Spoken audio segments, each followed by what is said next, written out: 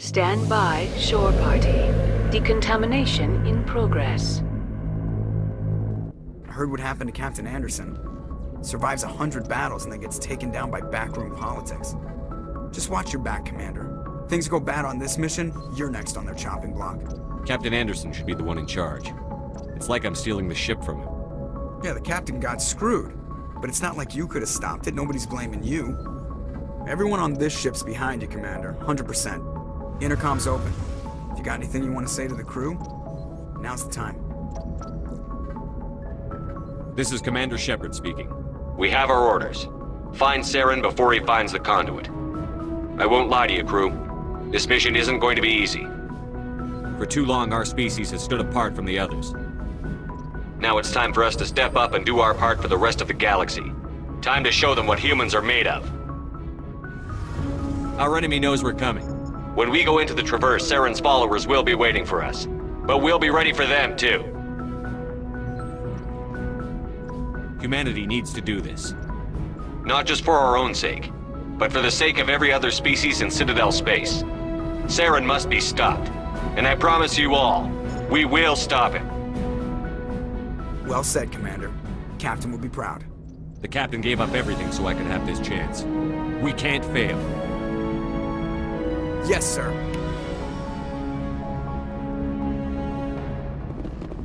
Commander, something you need? How's the Normandy performing? Is she everything they said she'd be? She's the best ship in the fleet. If you've got a pilot who knows how to handle her. Balance isn't what you'd expect. Takes a while to get used to that oversized drive core we got stuffed in the back, and her power can sneak up on you if you're not careful. The Normandy's probably too much ship for your average Alliance pilot, Commander. Lucky for you, I'm anything but average.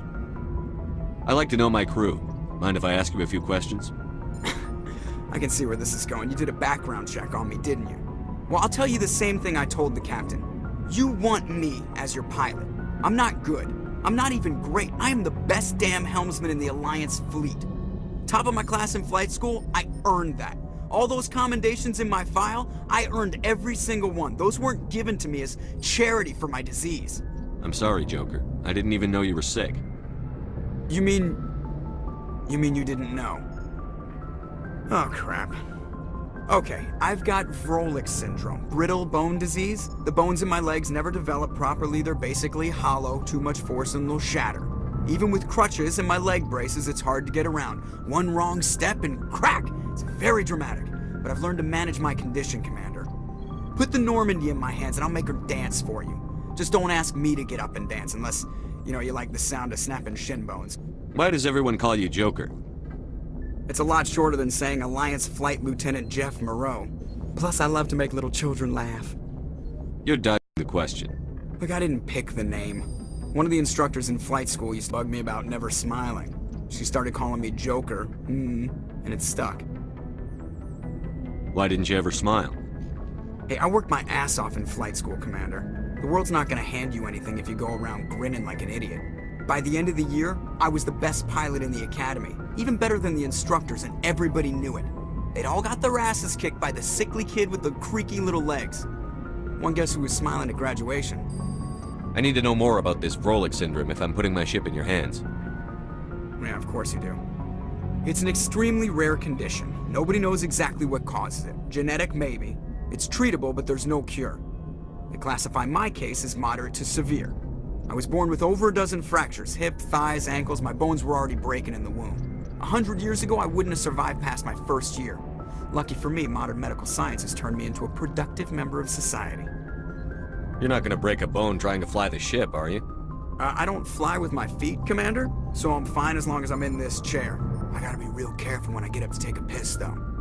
I can do my job as well as anyone on the ship. Better, actually. So don't worry about it. I'm not trying to make you uncomfortable. Let's talk about something else. Whatever you want, Commander. How'd you end up joining the Alliance? Look, if you're looking for an inspirational tale of the crippled kid overcoming impossible odds, you're gonna be disappointed. My mother was a civilian contractor working for the Alliance. I basically grew up on the Arcturus station back when they were building up the fleets. Spend all that time around Alliance ships, there's a good chance you'll end up going to the Academy. I have to go. All right, see ya.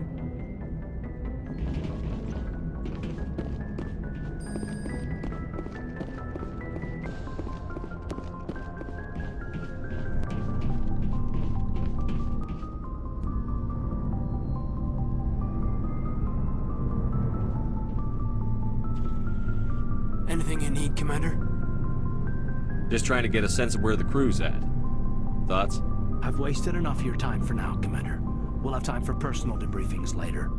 What's your opinion on the last mission? I don't see how we could have done things any better. At least not without getting to Eden Prime sooner. And we were on the scene faster than any other Alliance ship could have been. We'll talk another time, Lieutenant. Commander?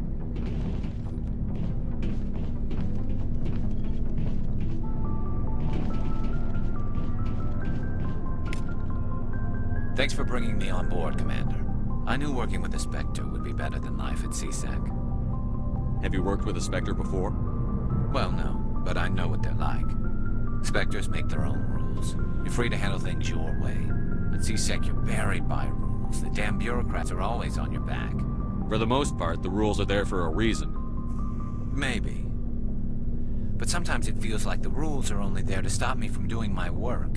If I'm trying to take down a suspect, it shouldn't matter how I do it, as long as I do it. But CSEC wants it done their way. Protocol and procedure come first. That's why I left. So you just quit because you didn't like the way they do things? There's more to it than that. It didn't start out bad, but as I rose in ranks, I got saddled with more and more red tape. CSEC's handling of Saren was typical. I just couldn't take it anymore. I hate leaving. I hope you made the right choice. I'd hate for you to regret it later. Well, that's sort of why I teamed up with you. It's a chance for me to get off the Citadel, see how things are done outside CSEC. Either way, I plan to make the most of this. And without CSEC headquarters looking over my shoulder, well, maybe I can get the job done my way for a change. If getting the job done means endangering innocent people, then no. We get the job done right, not fast. Got it? I wasn't trying to... I understand, Commander.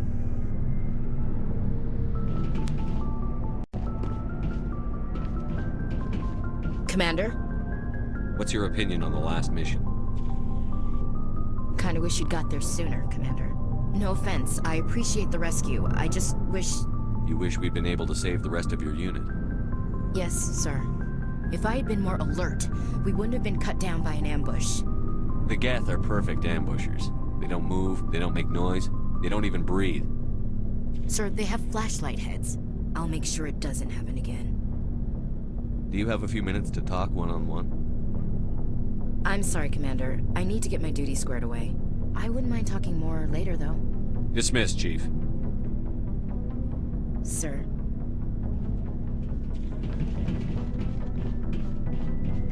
Nice ship you've got, Shepard. What can I do for you? What's your story, Wrex? There's no story. Go ask the Quarian if you want stories. You Krogan live for centuries. Don't tell me you haven't had a few interesting adventures. Well, there was this one time the Turians almost wiped out our entire race. That was fun. I heard about that. You know, they almost did the same to us. It's not the same. It seems pretty much the same to me. So your people were infected with a genetic mutation? An infection that makes only a few in 1,000 children survive birth? And I suppose it's destroying your entire species? I suppose it isn't all the same. I don't expect you to understand, but don't compare humanity's fate with the Krogan.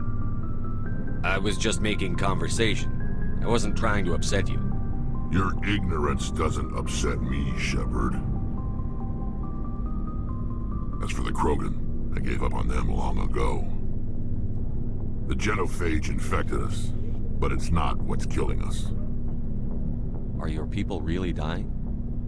We're sure not getting any stronger. We're too spread out. None of us are interested in staying in our own system. Lots of species have left their homes and prospered. But they go to colonize new worlds. We're not settlers. We're warriors. We want to fight. So we leave. Hire ourselves out. And most of us never go back. What can you tell me about the genophage? Ask the Solarians if you want details. They made it. All I know, it makes breeding nearly impossible. Thousands die in stillbirth, and most never get that far. Every Krogan is infected. Every one. And no one's rushing to find a cure. Why don't the Krogan try to find a cure? When was the last time you saw a Krogan scientist? Ask a Krogan. Would he rather find a cure for the genophage or fight for credits? He'll choose fighting every time. It's just who we are, Shepard. I can't change that. Nobody can. So long, Wrex.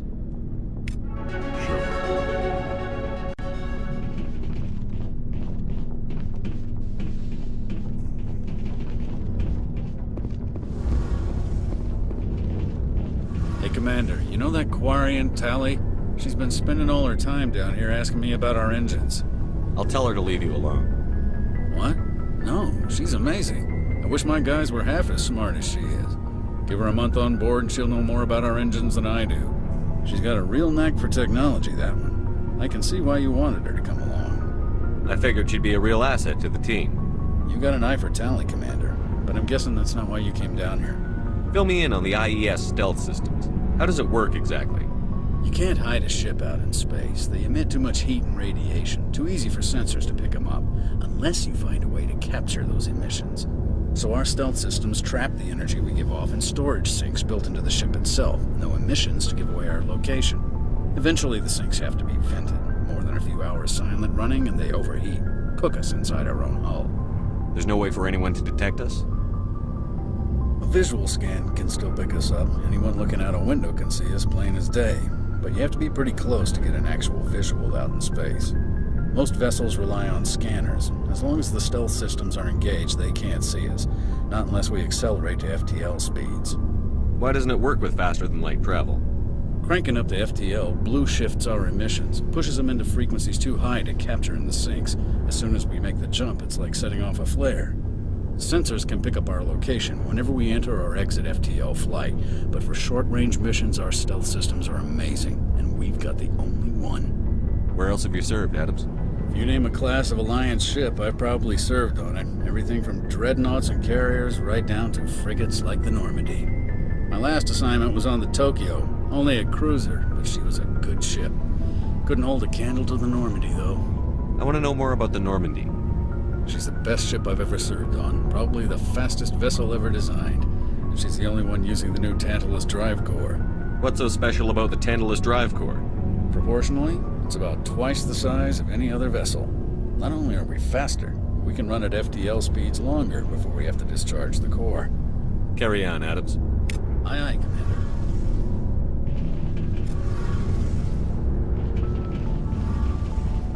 Your ship's amazing, Shepard. I've never seen a drive core like this before.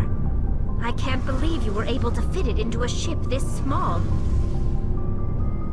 I'm starting to understand why you humans have been so successful. I had no idea Alliance vessels were so advanced. The Normandy's a prototype. Cutting-edge technology. A month ago, I was patching a makeshift fuel line into a converted tug ship in the flotilla. Now, I'm sitting on board one of the most advanced vessels in Citadel space. I have to thank you again for bringing me along. Traveling on a vessel like this is a dream come true for me. I had no idea you found ship technology so interesting. It comes with being a Quarian. The migrant fleet is the key to the survival of my people. Ships are our most valuable resource. But we don't have anything like this. We make do with cast-offs and second-hand equipment. We just try to keep them running for as long as we can. Some of the fleet's larger vessels date all the way back to our original flight from the Geth. I can't believe your fleet's still using ships that are 3 centuries old. They're constantly being repaired, modified, and refitted. They aren't pretty, but they work. Mostly. We've tried to make ourselves as independent as possible on the flotilla. Grow our own food, mine, and process our own fuel. But some things we just can't make on our own. A patch to maintain the hull integrity requires raw materials we just don't have. That's why our pilgrimages are so important. Tell me about your people. Our lives aren't easy. Resources are scarce, and we are constantly on the move. Everything we do must in some way contribute to the continuation of the migrant fleet. There are 17 million Quarians in the flotilla, and each of us relies on the others for survival. The bonds among my people are strong. Unfortunately, we have had to surrender many of the freedoms and civil liberties other species take for granted. What kind of freedoms? Well, it's illegal for parents to have more than one child. If our population grows too much, it would strain our resources to their breaking point. Of course, we also can't allow our numbers to become too few. If our population is in decline, the rule against single births is temporarily repealed. In extreme cases of population decline, incentives are even offered to encourage multiple births, though the Conclave hasn't had to take such measures in nearly a century. That's your government. The Conclave is our civilian branch of government. Each ship can elect a representative to serve on the Conclave and make decisions that affect the fleet as a whole. On matters that affect an individual ship, however, the captain has the final say.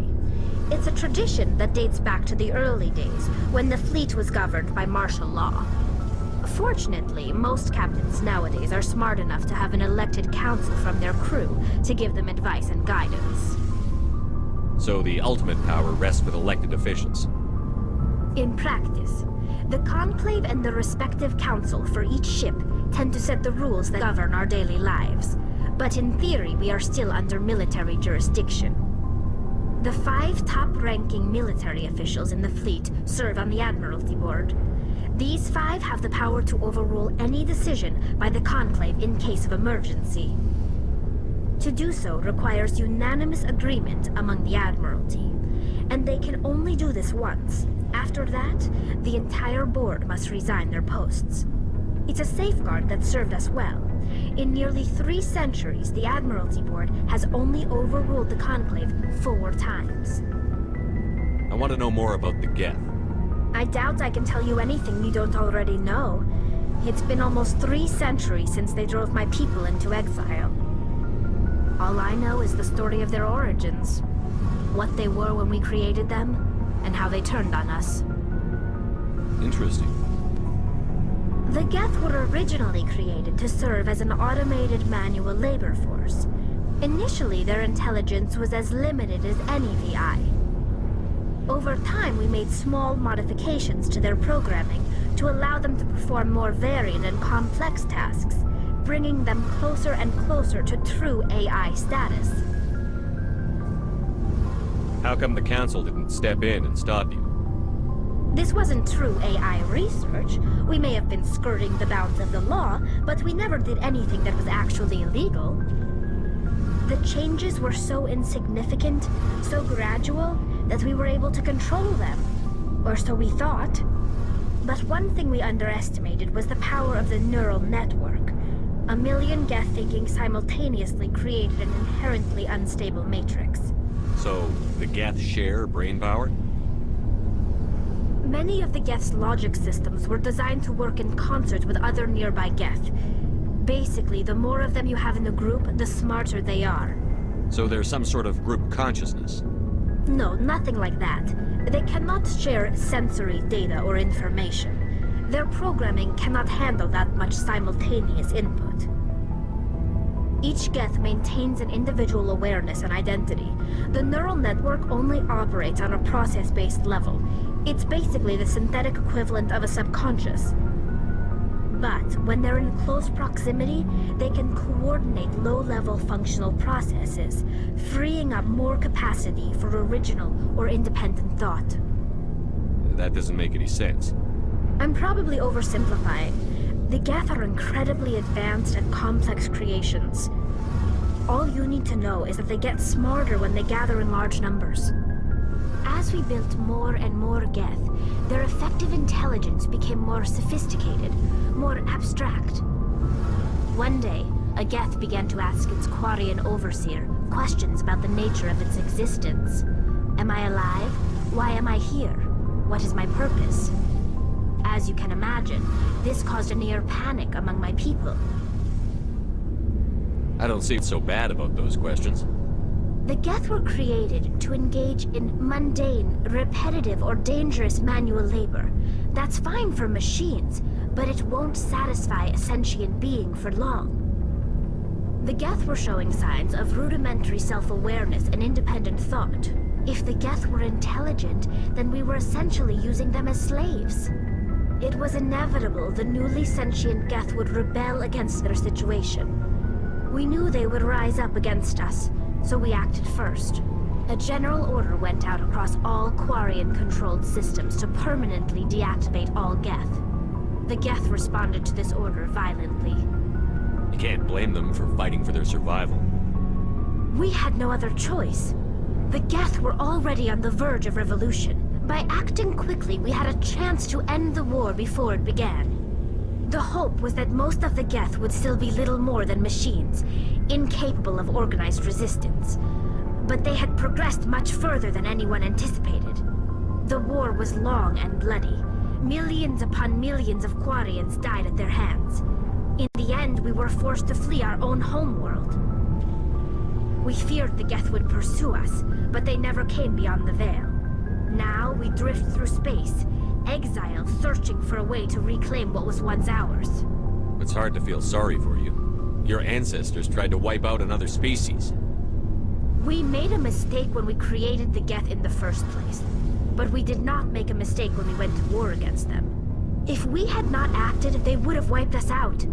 They're a synthetic life form. They have no use for organics. None. Why do you think they cut themselves off from the rest of the galaxy? Why do you think they've killed every organic being who's ever tried to contact them? They didn't kill Saren. What does that tell you? The Geth are not innocent victims in all this. They're the enemy. They want to destroy us. Not just the Quarians. All organic life. That's why they've joined up with Saren. And that's why we have to stop him. I want to know more about the pilgrimage. When my people reach maturity, we leave our birth ships and seek acceptance with a new crew. It's necessary to maintain genetic diversity among the fleet. But no ship wants to accept someone who will be a burden on them. So, to prove our worth, we embark on a pilgrimage.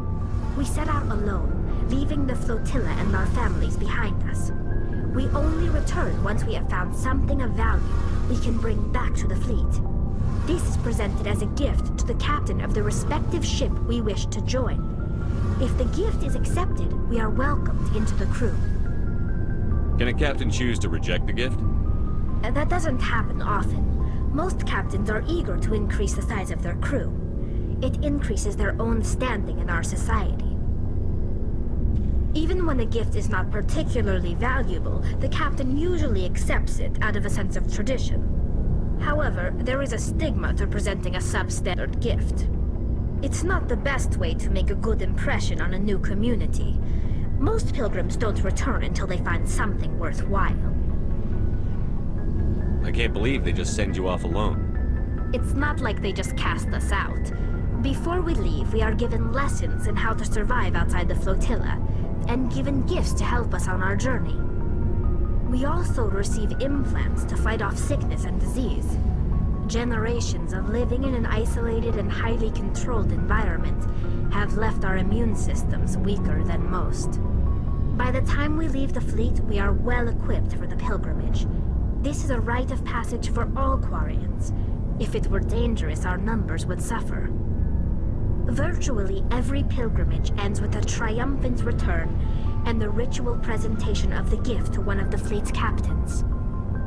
I want to talk about something else. Like what? I should go. See you later.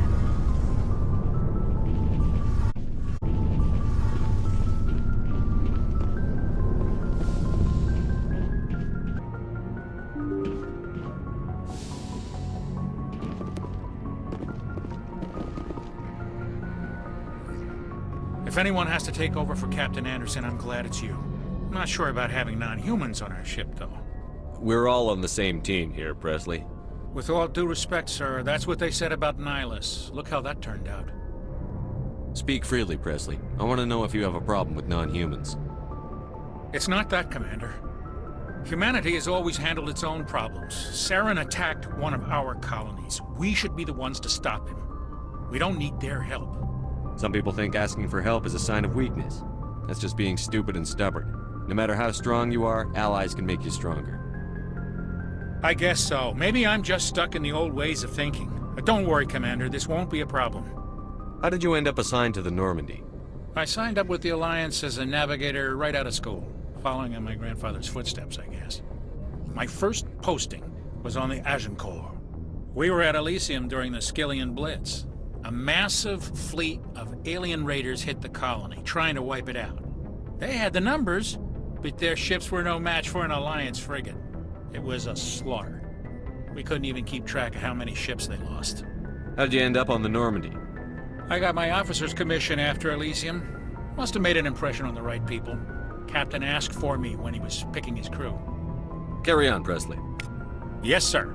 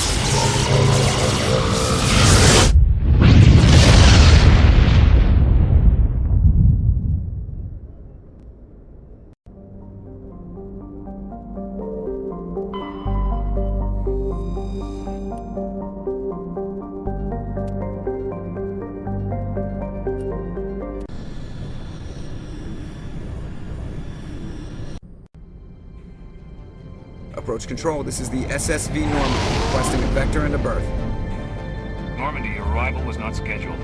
Our defense grid is armed and tracking you. State your business. Citadel business. We got a Council Spectre aboard. Granting access granted, Normandy.